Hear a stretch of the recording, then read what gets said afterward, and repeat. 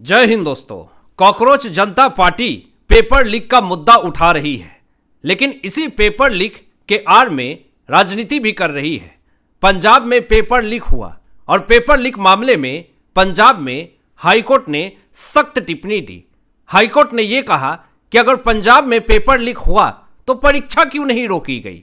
ये सवाल अब पंजाब सरकार से पूछे जा रहे हैं, लेकिन अब ये भी सवाल उठाए जा रहे हैं कि कॉकरोच जनता पार्टी पंजाब में जब पेपर लीक हुआ तो फिर पंजाब में क्यों नहीं विरोध प्रदर्शन कर रही है।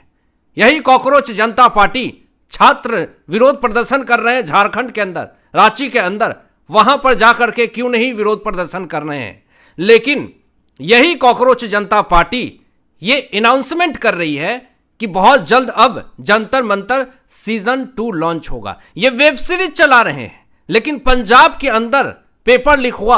हाईकोर्ट ने सख्त टिप्पणी भी दी कि अगर पेपर लीक हुआ तो क्यों आपने परीक्षा नहीं रोकी, क्यों आप परीक्षा होने दिए। इस पर कॉकरोच जनता पार्टी के मुखिया संस्थापक अभिजीत दीपके आखिर पंजाब में क्यों नहीं दिखे, क्यों दूर दूर तक नहीं दिखे, ये सवाल खड़े हो रहे हैं। ये राजनीति एजेंडा नहीं तो और क्या है।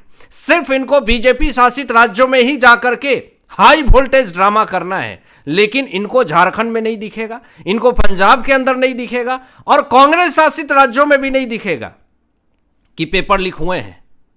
सिर्फ और सिर्फ बीजेपी शासित राज्यों में ही इनके लिए, इनके विचार के अनुसार वहां पे पेपर लीक हो रहे हैं। बीजेपी ने साफ तौर पे घेरा है कि पंजाब में पेपर लीक हो रहा है तो फिर क्यों परीक्षा हुआ, उस पर रोक क्यों नहीं लगाई गई। बीजेपी ने साफ तौर पे पलटवार किया है और पंजाब सरकार से जवाब मांगा है, आम आदमी पार्टी से जवाब मांगे हैं कि इसका जवाब आपको देना पड़ेगा। लेकिन न संजय सिंह ने कुछ स्टेटमेंट दिए, न अरविंद केजरीवाल ने स्टेटमेंट दिए, न कोई स्टेटमेंट देने सामने आया। चुपचाप साइलेंट मोड में बंद हो गए। अब दोस्तों एक बड़ी खबर सामने ये आ रही है, इसी बीच में एक बड़ी खबर सामने आई कि सीजेपी के संस्थापक अभिजीत दीपके ने एक बड़ा अनाउंसमेंट किया और इस अनाउंसमेंट के बाद से कॉकरोचों में खुशियों की लहर दौड़ गई। यहां पे अभिजीत दीपके ने स्टेटमेंट दिया कि इंस्टाग्राम पे बहुत सारे लोग कमेंट कर रहे हैं, हमें हर कोई पूछ रहा है कि अब कब होगा, विरोध प्रदर्शन कब करेंगे। तो वेब सीरीज चला रहे हैं अभिजीत दीपके। उन्होंने मीडिया के सामने आकर के ये कहा कि जंतर मंतर सीजन 2 जल्द लॉन्च होगा।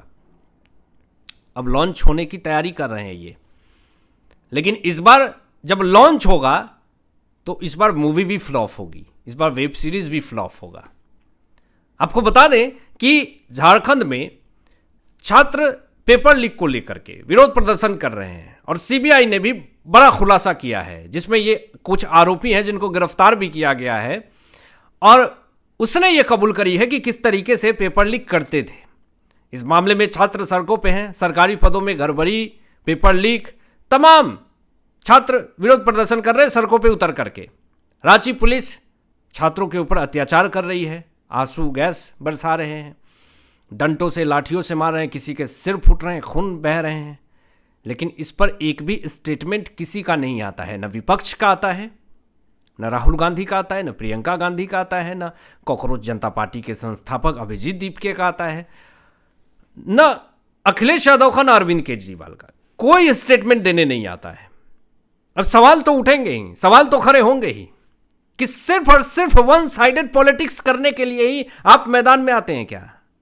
वन साइडेड पॉलिटिक्स अगर करना है तो सिर्फ घर में बंद हो जाइए, टीवी देखिए और विचार दीजिए आप चैनल पे बैठ करके। लेकिन अगर मैदान में उतरना है तो वन साइडेड पॉलिटिक्स से काम नहीं चलेगा। आपको बता दूं दोस्तों कि झारखंड में जो छात्र विरोध प्रदर्शन कर रहे हैं पेपर लीक को लेकर के, पब्लिक जगह पे शांति से बैठे हुए हैं, किसी को डिस्टर्ब नहीं कर रहे हैं, किसी को कुछ नहीं बोल रहे हैं।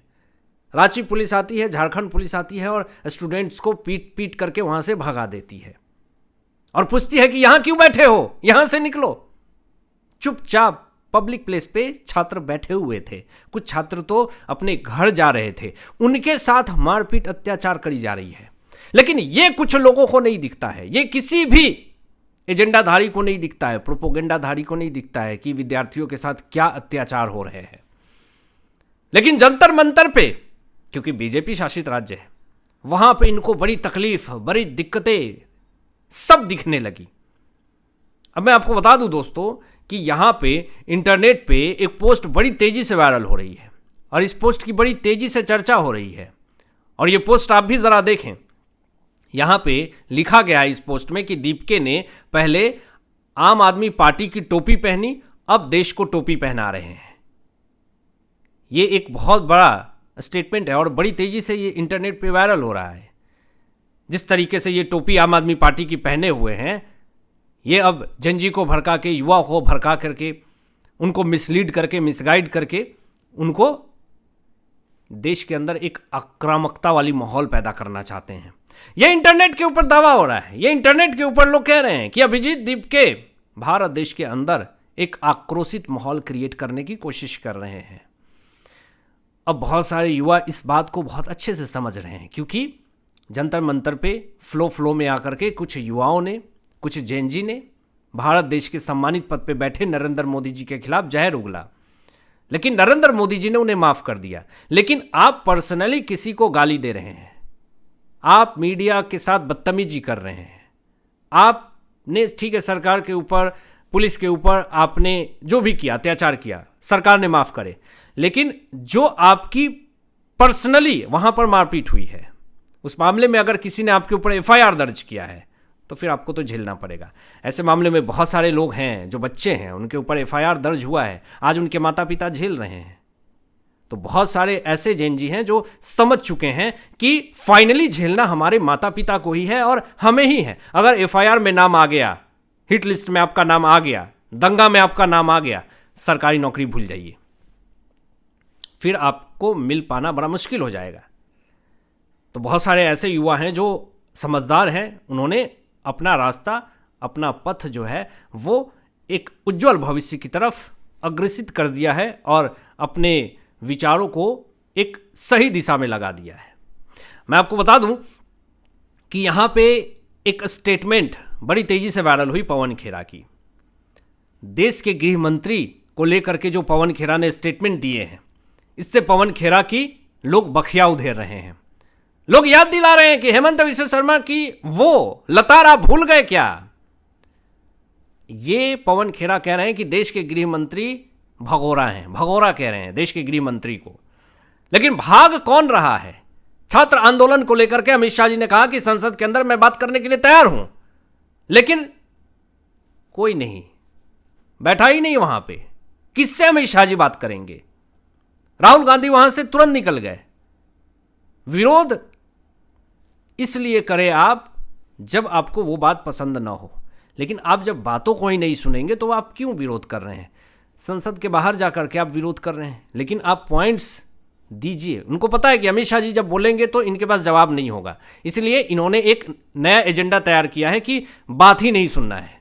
जब आप बात ही नहीं सुनेंगे तो फिर कैसे आप तर्क वितर्क करेंगे?